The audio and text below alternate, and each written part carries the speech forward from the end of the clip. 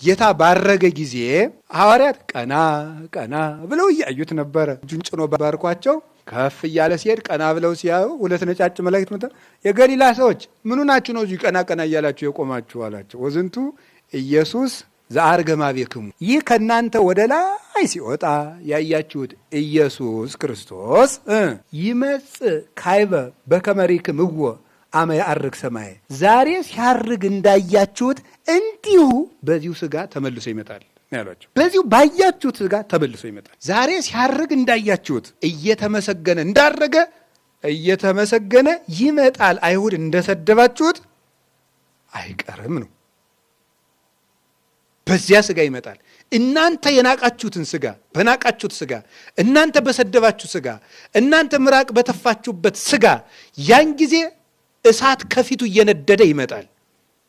እግዚአብሔር እሰ ገሃደ ይመጽእ፣ እግዚአብሔር ኢየሱስ ክርስቶስ ያን ጊዜ ትስብእትን በመለኮት መለኮትን በትስብእት ገልጦ ይመጣል።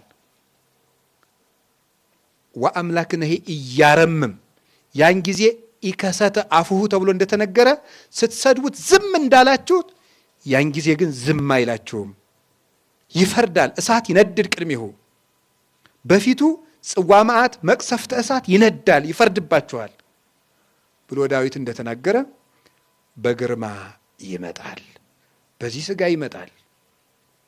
ለዚህ ነው ይህን ሥጋ ማናፍርበት